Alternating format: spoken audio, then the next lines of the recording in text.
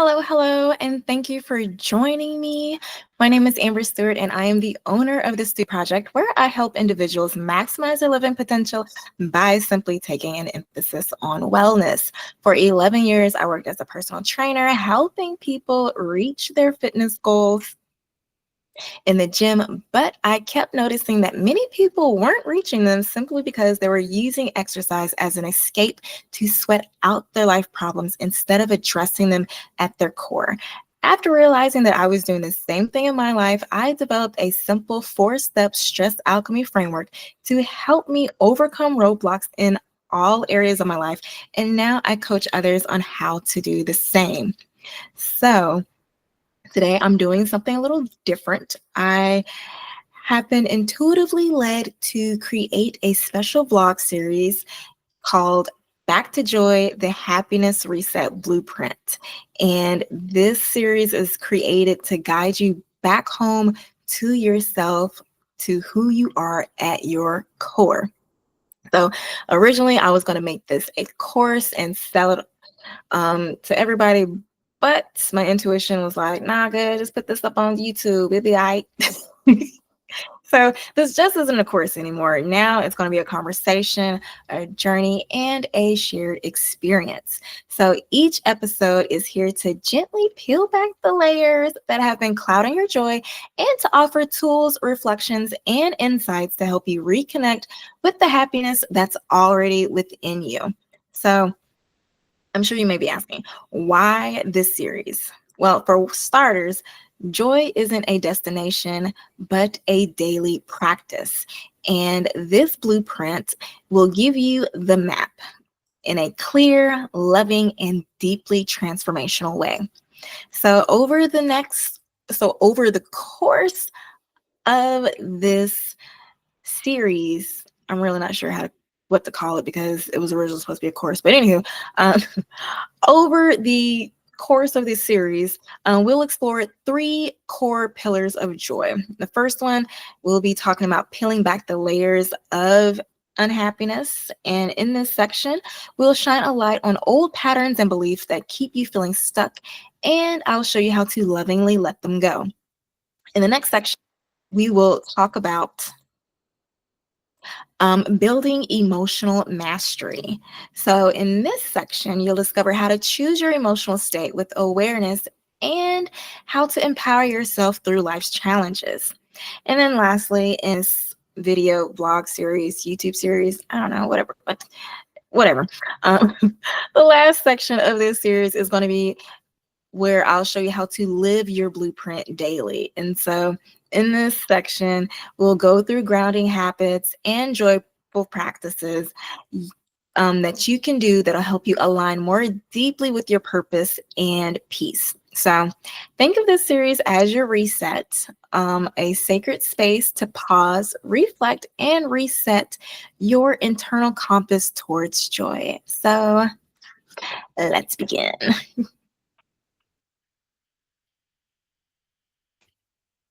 Okay, so before we dive in any further, I just want to let you know that happiness is not about acquiring more. It's about removing what blocks your natural state of joy.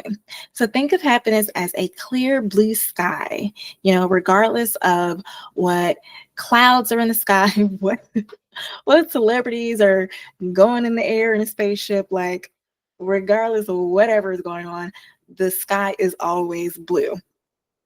And so in this episode, we'll uncover the layers that block your joy and explore practical ways to release them. Now, have you ever noticed that there are certain people who seem to be happy all the time? Like it seems like stressful situations just bounce off of them, and that they always seem to have the positive. They always seem to see the positive in any situation, regardless if it's good or bad. And you're like, why is just, and it could probably annoy you too. Like, damn, my cat just died. Like, why are you happy? Well, I hate to be the bearer of bad news, but I am one of those people. I know how to find happiness in even the toughest situations and find joy. Like I know in my last video, I was talking about the negative work situation that I was going through. And even the person that I had the issue with at work, I would be in my own zone, in my head, just smiling. He's like, man, I wish I could be in your head because like you are always seem to be happy. So just let you know, this can be you. But I was not always like this. I know what it's like to be a happy, bubbly person and to have life seemingly beat the joy out of you and have you feeling so stressed out, overwhelmed, or have you suffering from so many setbacks and disappointments that you forget what happiness feels like. And as I mentioned before, I've been a personal trainer for over 11 years, and I have noticed that a lot of people would base their happiness on their looks, and that would cause them to obsess over reaching a particular health or fitness goal. And oftentimes I would notice that these people use the gym as a way to avoid addressing the things in their lives that are really causing them unhappiness, such as toxic relationships, unhealthy work environments, stressful living conditions, heartbreak, disappointment, etc. Now, if you didn't know, negative emotions often sit in our body and cling to our fat cells. And our fat cells, they not only multiply, but they grow in size. And this is one of the reasons why it's so easy for people to gain weight as soon as they lose it. Like, man, I just lost 10 pounds, but I ate this and I gained it right back. And that's because when you first lose weight, like the cells shrink in size. I don't even think you lose the fat cells altogether unless you do like liposuction. But yeah, for the most part, the fat cells shrink in size. But anywho, this is also why people who tend to compartmentalize or suppress their emotions, they often tend to gain weight. And spiritually speaking, when these individuals would try to exercise without addressing the root cause of their unhappiness, then something would always come up and that would stop them from reaching their wellness goals. And this often creates a vicious cycle of unhappiness, weight gain, and unfulfillment. Wah, wah. Now, obviously, if you're watching this video, then you want to experience more joy and happiness in your daily life. I mean, like, come on, who doesn't? But even more importantly, this video is for you if you want to know the secrets to finding happiness no matter what is going on around you. If you want to identify the beliefs and patterns you have that are causing you unhappiness and you want to change them. If you want to stop living everyone else's dreams and feeling unfulfilled and instead embrace your own true path to happiness. And if you want to learn the tools to help you choose your emotions and feel good in any moment, then this is the YouTube series. See, I haven't figured out what I'm going to call this, but anyway, you're in the right spot. And I'm thrilled to have you here. And I hope this happiness reset blueprint will help you on your journey to lasting health and happiness. Now, moving on to the nitty gritty. Happiness is not just a fleeting emotion. It is a state of well-being and contentment that we can actively cultivate in our lives. So in this course or YouTube series, I'm working on this, we'll explore practical strategies to boost your happiness and enhance your overall quality of life. So first things first, why happiness? So many studies have demonstrated that happiness can double your critical thinking skills, problem solving, and creativity. It can also boost your immune system and cardiovascular health. It can help you live longer, have more fulfilling and longer lasting relationships. You can receive work promotions more often, have more balance in life. You can manage stress better, have changes in your perceptions, i.e., your emotions trigger memories. So if you know how to harness the power of your emotions, you can change your perception about things easier. So you will have less negative emotions bubbling in your body. So just So, you know, joy should be your natural emotional state that you default to. However, it's often covered up by layers of limiting beliefs and programming. So, in this episode, I'm going to give you the big picture so you can see all six layers of the secrets to happiness that need to be addressed to create lasting happiness. So, peeling off the six layers of limitation that block your joy, they include, hold up. So, these are the six layers of happiness. They are desire, limiting beliefs, your identity or ego, time, negative patterns, and wires, as well as your current mood. Layer one is envy or desire. So, one of the biggest sources of unhappiness is unfulfilled desire. But did you know that your desires are powerful? They fuel creativity and progress. The problem arises when we let unmet desires control us. And so, one of the biggest causes of unhappiness is the feeling of wanting something you don't or can't have. And this is where the notion that desire is the cause of suffering comes from. However, desire shouldn't be a dirty word. Your desires are extremely powerful and actually create everything in your life. If you don't allow yourself to want something, then there is almost zero chance that you'll ever have it. So if you want that good job, that happy relationship, that wonderful family dynamic, that perfect health, you have to desire it. If you don't desire it, then you won't have it. Okay. So, how do you handle the negative feeling of not having it? Well, first, you need to start identifying what you want and why you believe you'll be happier if you have it. Will it really make you happy? Or will you just get it, have a temporary period of happiness, and then start desiring something else? After you identify your desires, the next step is to find out if they are your desires or if you've been programmed to think you want them. There are many sources of implanted desires: your parents and family, your friends, the society you grew up in, and the media. You are constantly being bombarded with messages of what you should want and what you do with your life, or what you should do with your life, and what you need to make you happy. So, so what do you want? And what have you been programmed to want? Now, let's talk about expectations, because expectations can be helpful when they motivate us, but they can also weigh us down.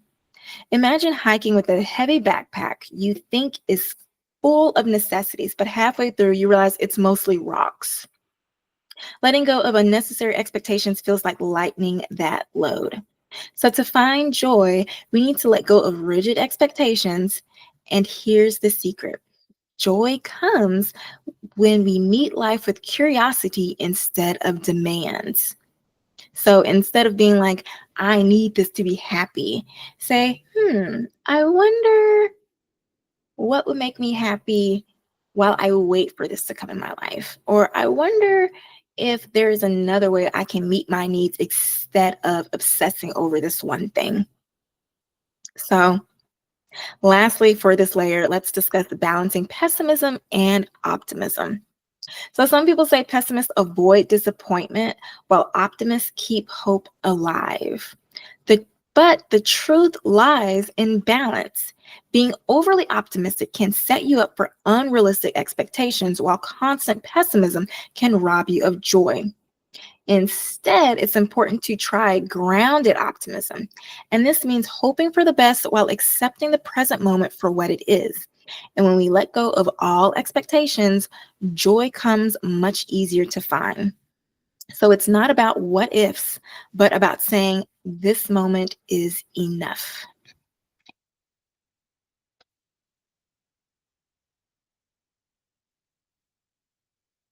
So moving on to layer two, have you ever told yourself that money is the root of all evil? Or can you remember where you first heard that or a similar belief? Probably not. But when the seed was planted in your mind as a child or at a young age, it took root and impacted the way you view the world. The belief that money is the root of evil can cause individuals to develop other beliefs at an unconscious level, such as people who are rich are bad, or that money will change you for the worse. So, how do these beliefs impact your life? So, in the case of money, individuals who have this belief probably don't make a lot of money and they may want it, but their unconscious beliefs are blocking them from getting it. Like, you don't want to be evil, do you? So you see, this belief is a meme or a simple, seemingly harmless belief that's passed down like a disease from one person to another. And it's important to root out common limiting beliefs such as this one and other ones such as no pain, no gain, or a good man or woman is hard to come by, or it is what it is. Okay. Oh my gosh, I hate that one. It is what it is. It never is what it is. You can always change by changing your perception. Anywho, I digress. Um, it's also important to start paying attention to the words that you use because they represent your beliefs. Is life hard or easy? Do you have to pay your bills or do you get to? Your beliefs are the framework through which you experience your world. And this perspective is everything when it comes to how you feel and how happy you are.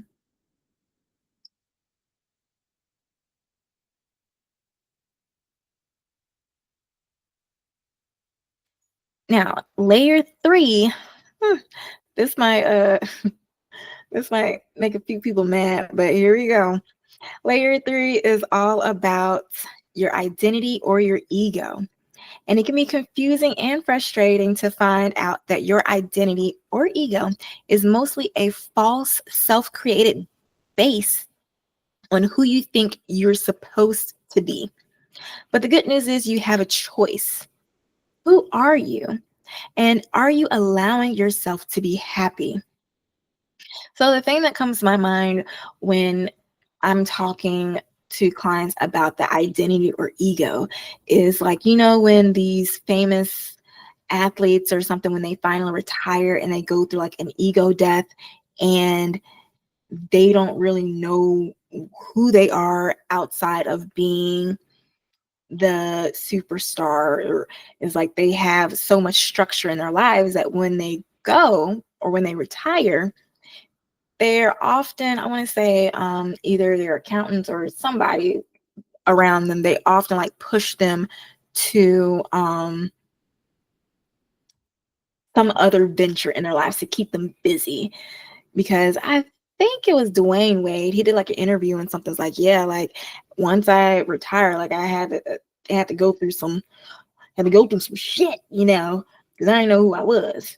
So oftentimes we may have an ego death, or when individuals, they may have a big job and they lose it and they don't know who they are outside of their work title, or even when you are a mother or a father and your child leaves the nest and you don't know what to do anymore, because at that point in your life, your entire life was raising that child and it was about being that parent. And so when you're no longer that parent, a lot of individuals be like, okay, what do I do now? Who am I? And they hover their kid and try to follow them in college and all this weird stuff. So it's important to have a good sense of self and who you are and the roles you play. And hopefully you can understand that throughout our lives, we may have different roles to play in different areas of our lives. But we'll dive into this a little later in this series because this is just the beginning. So layer 4, okay, so this layer may be a little different because the layers previously discussed all dealt with external factors. Now that we're at this 4th layer, which is time, if you look at the visual, it is a little different. So this is because this is the space where you begin to make a choice. When we talk about time, it is all about the now. So this is why time is in the middle, because at this point we have a choice. We can focus on external factors, okay, the things that are happening outside of us, or we can focus on internal factors, which is what is going on inside of us. We can focus on our strengths or our weaknesses. And for the sake of this YouTube series, we are going to talk about time and how it relates to us focusing on the past and present versus, versus the future. So if you don't get anything out of me explaining this layer, I want you to know that the present moment is a choice point for everything. But this choice point of yours is about focusing. Are you choosing to focus on the past, the present, or the future? And regardless of where you're focusing at, if you ain't focusing on the now, then it will be really hard to stay happy. Because the key to happiness exists in the now, because you can only experience happiness now. You can't experience in the past because that's a memory and you'll be trying to relive it. You cannot experience it in the past. That's just a happy memory you're reliving now. And you can't experience it in the future because that's just a pleasurable anticipation of a future idea. In fact, you can't experience anything that is not now, ever. Ever. So stop putting off your joy, telling yourself, I'll be happy when, or thinking about past memories and be like, man, I was so happy then. Like, you can be happy now. What are you focusing on? Okay. So just like I said about desire, once you get there, you'll find something else to use as an excuse for not feeling good. And the only way you'll ever be happy is if you make the choice to find joy in this moment.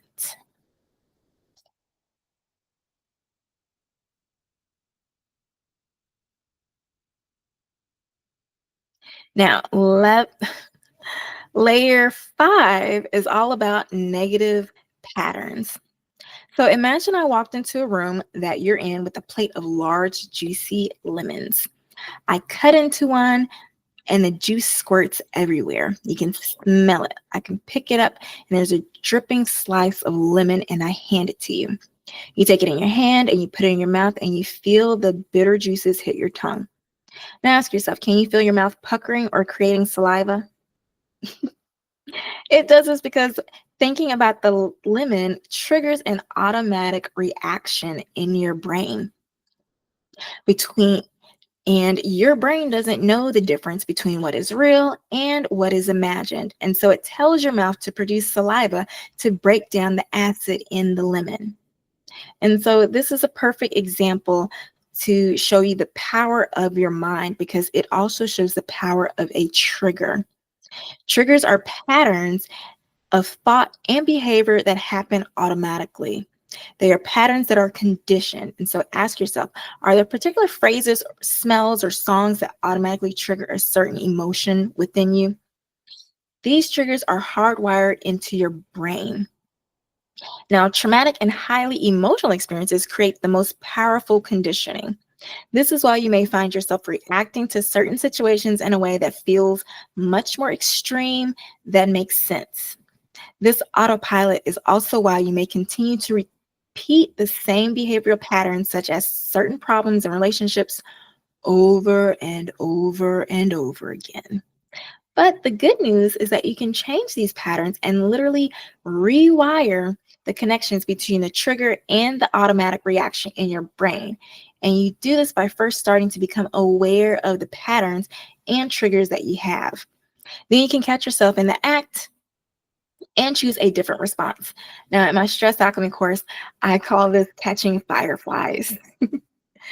So finally, you can choose to focus on or do something completely different that'll help you get into a happier state.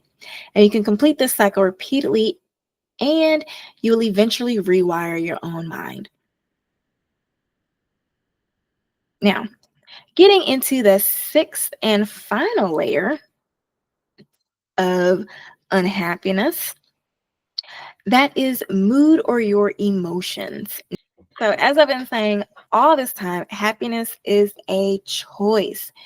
Yes, you can learn the tools to control your emotions so you can feel good now, no matter what is going on around you in your life. I know this sounds really hard when things are going on around you that are painful and scary or stressful. It can be hard to find your footing. But remember that there are things you can do to be happier in the moment, such as being around your kid, watching a funny video. I know I've been on this bit of watching like funny dog videos or puppy videos. I don't know, it's working for me now. But anywho, if you're honest with yourself, you will realize that part of you doesn't want to be happy. Maybe you believe the fault belongs to someone else and they should change so that you can be happy. If this is the case, you will never be happy because other people and outside situations will never be within your control. So, if you want to be happy, you have to take responsibility. But maybe you don't because part of you likes to be unhappy. You like the drama, you like the attention. Maybe you're just used to it because it feels so comfortable.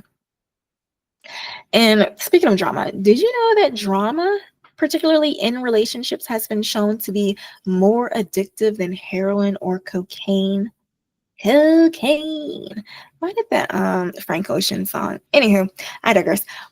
Why is this? This is because drama produces chemicals in your brain, such as adrenaline, which are not that much different than the chemicals produced when you do drugs.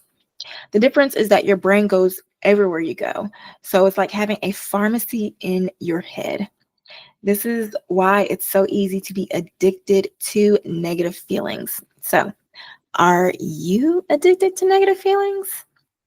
If you're ready to start feeling good on purpose, the next time you're unhappy, find something positive about the situation, or just remove yourself from it altogether, or just stop thinking about it and start thinking about something else. Go find a funny puppy video, okay? Find a funny cat video. Those things, cats are the most hilarious things in the world. Anywho, do what you need to do to practice feeling fantastic anytime you have a chance. Do what you love. Go on a bike ride, go on a walk. Call your mama. Unless she's toxic, then don't call her. Anywho, I digress. So these are the 6 layers to happiness that can block your joy. Anywho,